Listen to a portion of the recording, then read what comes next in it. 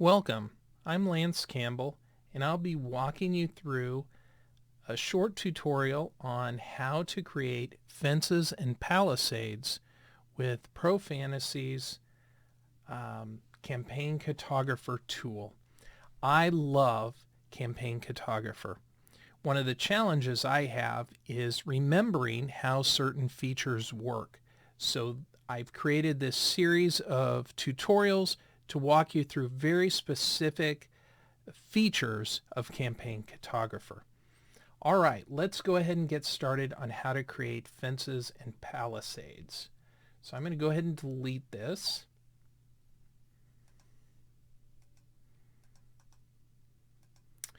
And refresh my screen. So the first thing we want to do is we want to set up a template.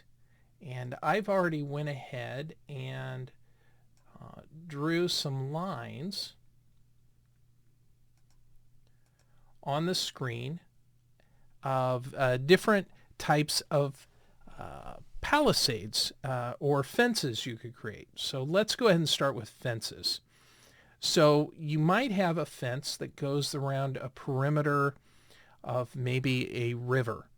You might have a fence that is very rigid and very rectangular that goes around the property of a building. So how do you do that? So obviously I used over here the box tool to draw a box. And then for this line, I use the smooth pattern to create a smooth line.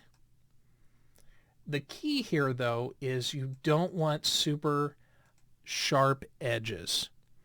You want your edges, now you can have super sharp in terms of like a rectangle, but in terms of curves, you want to make sure they flow. You don't want super sharp curves like, for instance, this.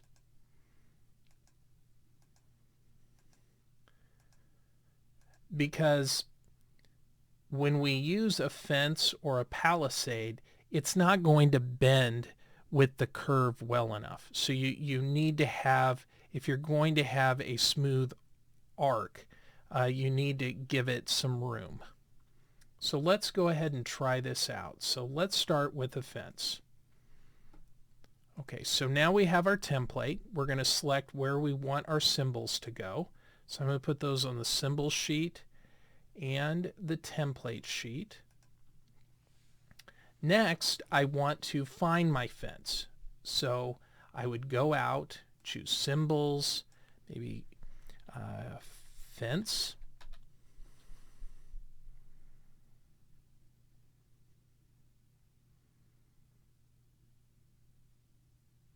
And I would look for any fence symbols, whatever I like. So let's say I like this fence symbol.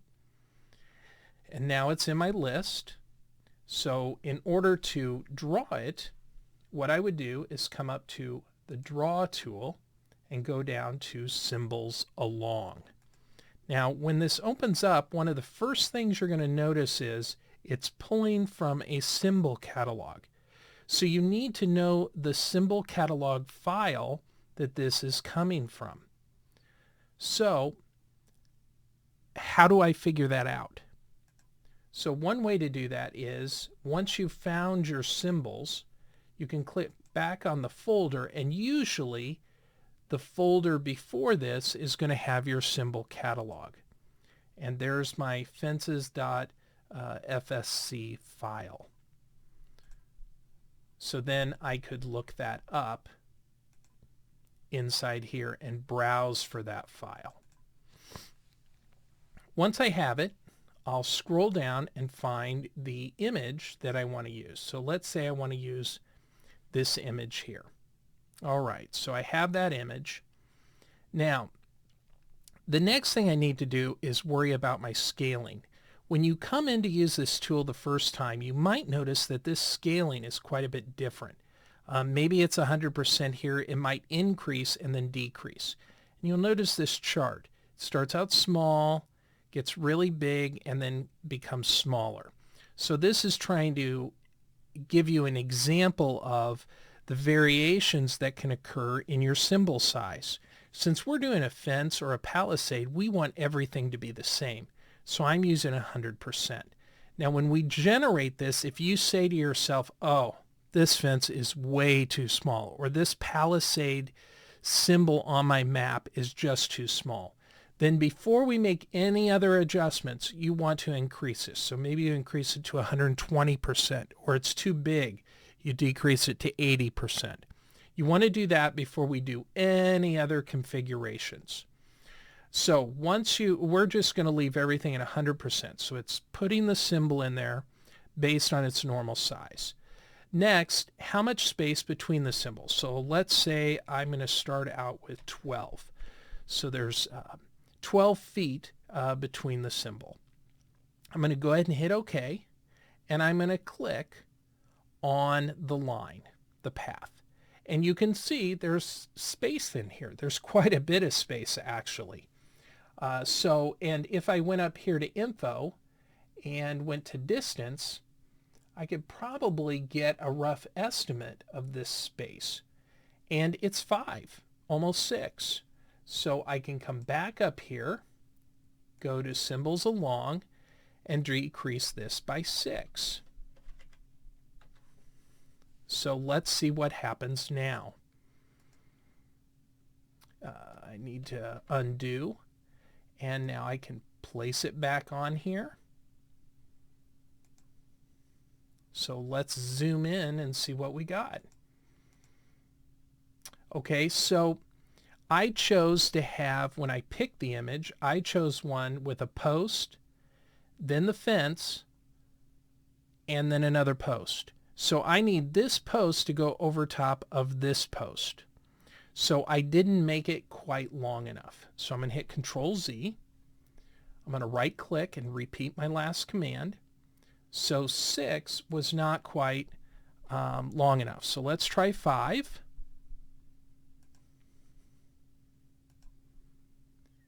Okay, it looks like 5 might have been a little too long. So let's try decreasing it.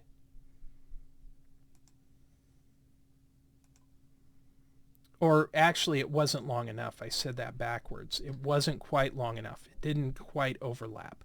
Let's try 5.3 and see what we get. Oh, there we go. They're almost completely on top of each other. Now, you will notice on the curves, if the curve isn't smooth enough, you might see part of the other post. So let's go ahead and back out and take a quick peek at how this looks. Oh yeah, that looks beautiful. That looks fantastic. Let's go ahead and hide the template and see what we see. Oh, that is a perfect. That is really, really nice. Now, obviously, it's not going to be 100% perfect.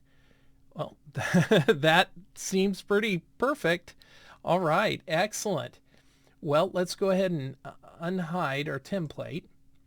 And let's try the same exercise again, but we're going to try it with the rectangular box. So I can go up here to draw, symbols along. I'm going to put it along. I don't need to change anything because I want my symbols always to be the same size. I don't need to change the distance.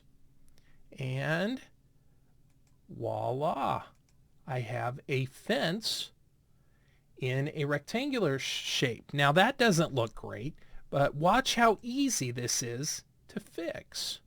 I'm going to go ahead and hide my template. I'm going to go to my move, and let's see how easy it is to square this up.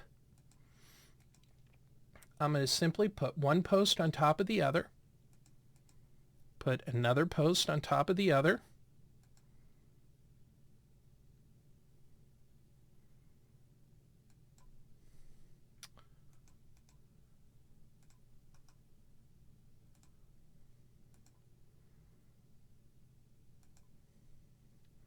and delete the hangover post.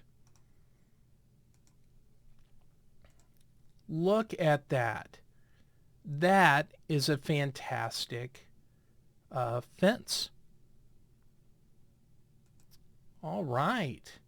Well, let's try the same thing again, but this time let's try it with a palisade. So first of all, we're going to delete these symbols.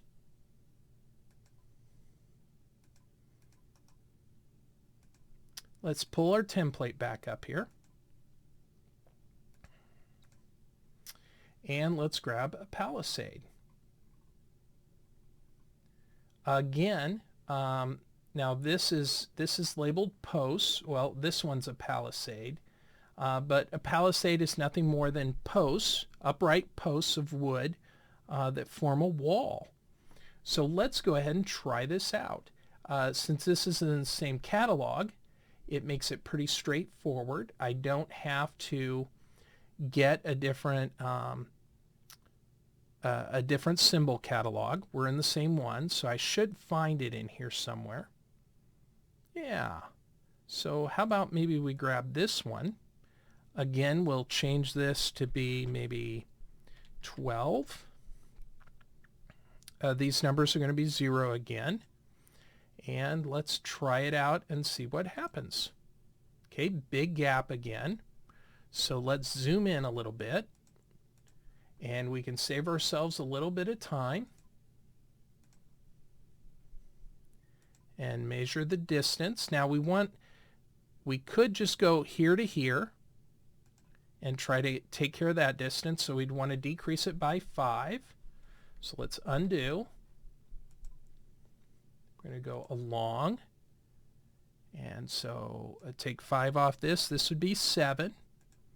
So now theoretically, they should butt up against each other.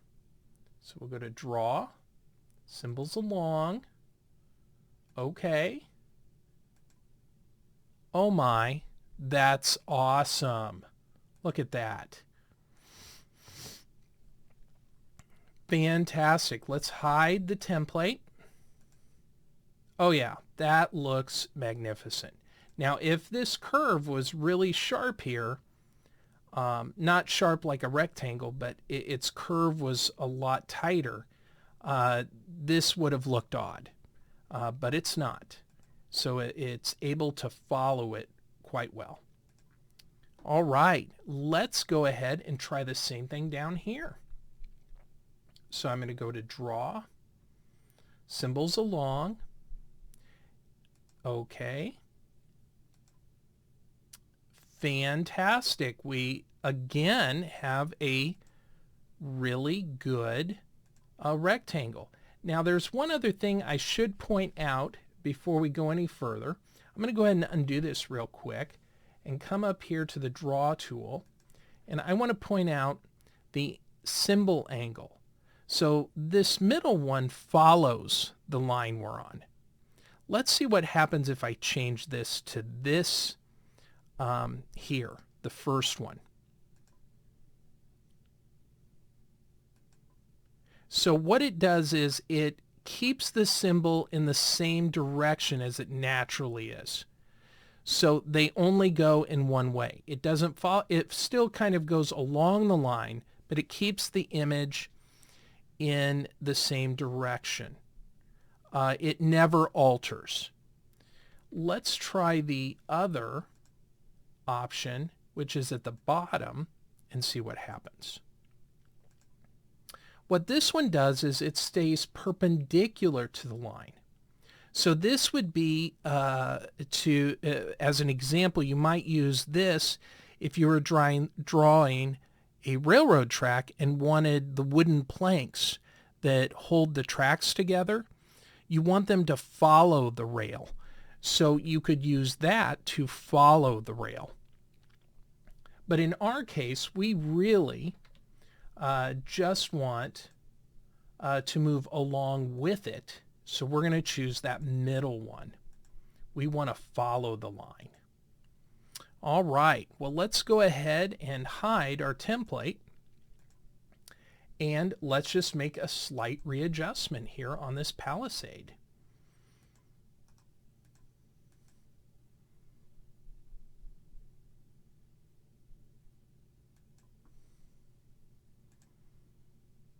almost.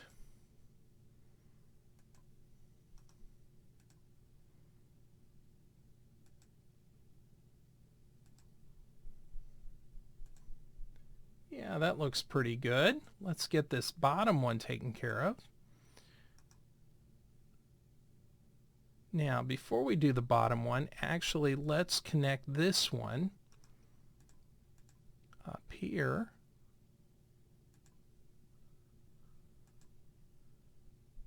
Yeah, that looks pretty good. And let's connect this one.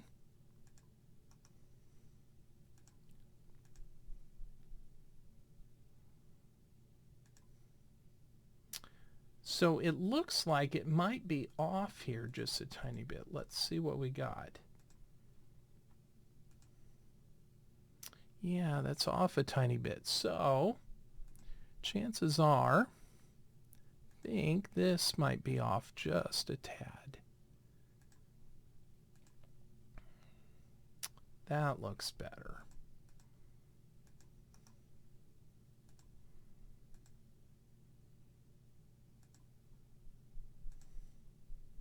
Oh yeah, that's right. That's a perfect palisade. So we learned how to add a fence and how to add a palisade. Very easy, and you can do the same strategy with so many different symbols. You could also use this. Let's say I had a river, a stream, and I wanted to put some rocks or debris in the river. I might draw a template line following the river down the middle of it or near the side, and I could put some debris and have it show up along the line. And if you notice, when you go into symbols along, there is some random angles and angle offsets. You could set some angles in here so that it turns the symbol. So if I had some, say, pebbles, I could turn them at random angles, and then I can also set up the random distance and scaling so it looks like there's a lot of different pebbles laying out in the water. A lot of different ways you can use this. So play around with it. And that's where this type of situation might be of use. I'm not really for sure, symbol, scale, and location. Not really for sure where you would exactly use this, honestly, because the example I just mentioned really works best with the random angles and turning the object randomly, and then also adjusting the size and distance, and even overlap if you were putting pebbles in a stream. But I'm not for sure an application for this, but I'm sure there's something. Well, have a wonderful day and enjoy your mapping.